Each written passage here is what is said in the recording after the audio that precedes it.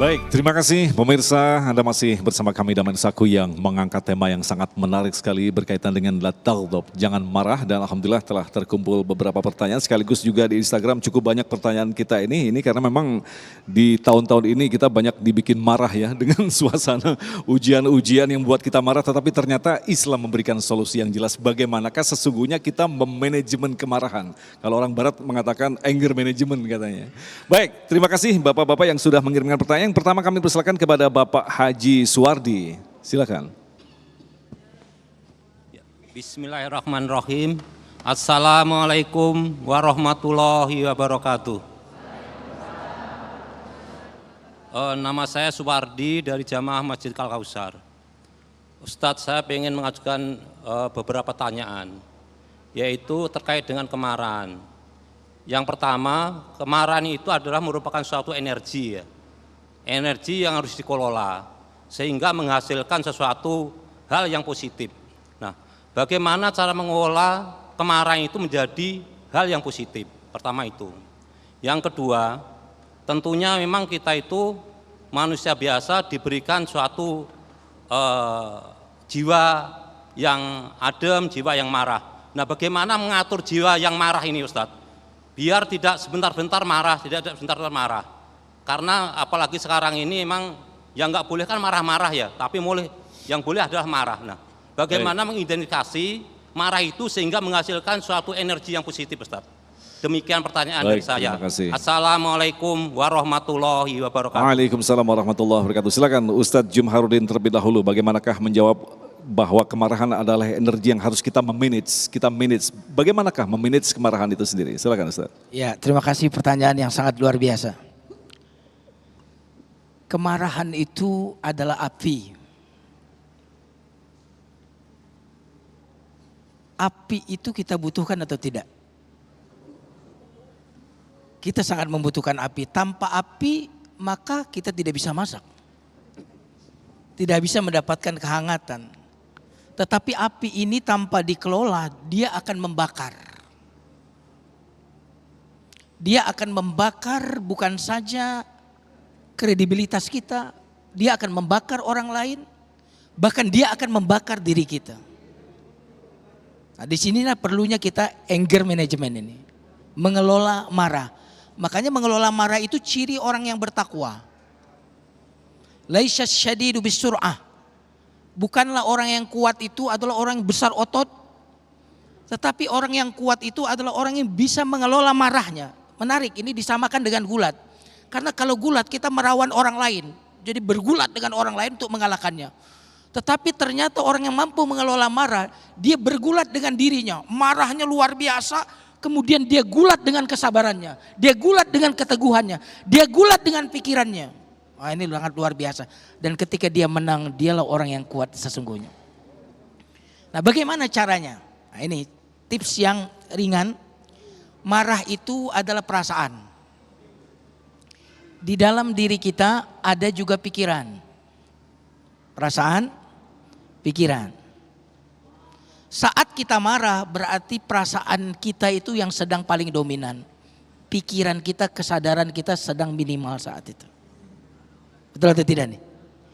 Nah, karena itu untuk mengembalikan keseimbangan, maka kita harus menurunkan perasaan itu, kemudian meninggikan pikiran kita. Karena itulah Nabi SAW memberikan petunjuk kepada kita bagaimana cara yang paling gampang. Ini paling gampang, gagal di satu kata ini, gagal mengelola marah. Saya mau kasih tahu rumusnya. Rumusnya ada 3. SPP. Apa? Ingat apa kalau SPP?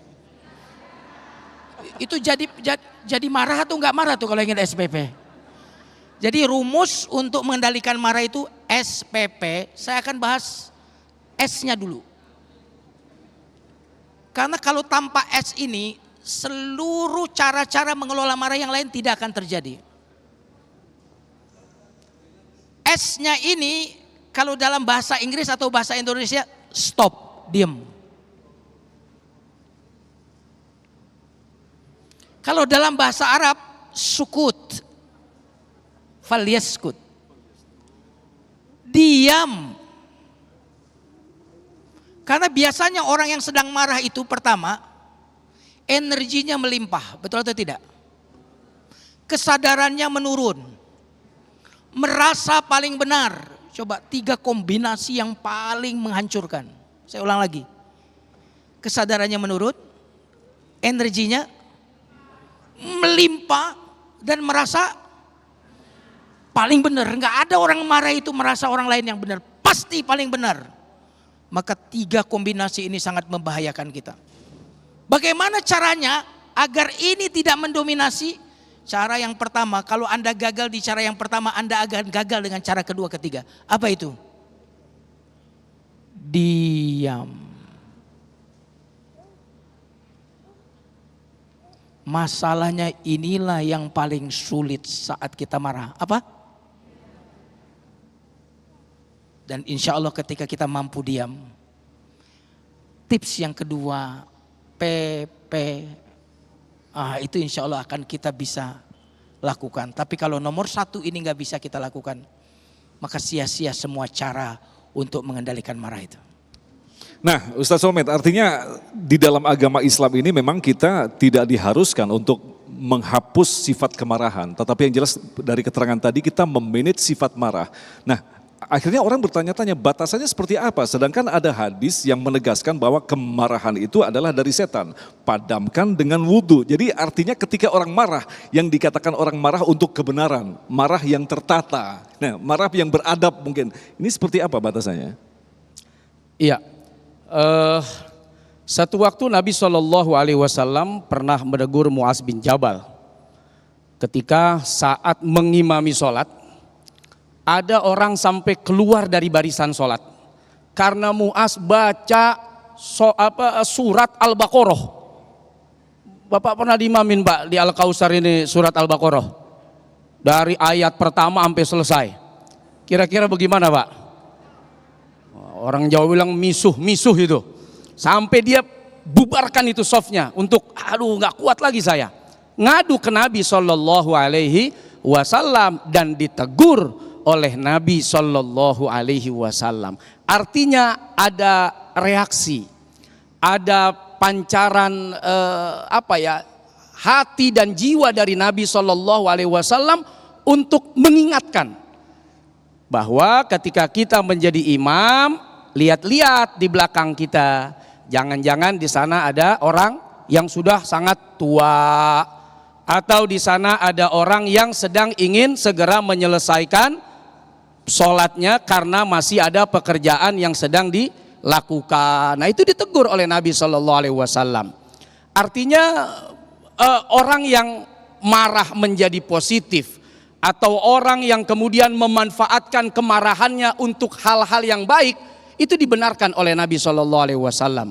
Ketika Usamah misalnya bernegosiasi sama Nabi bahwa ada perempuan kaya raya, kalau sampai dihukum, dipotong tangan, ini jadi aib.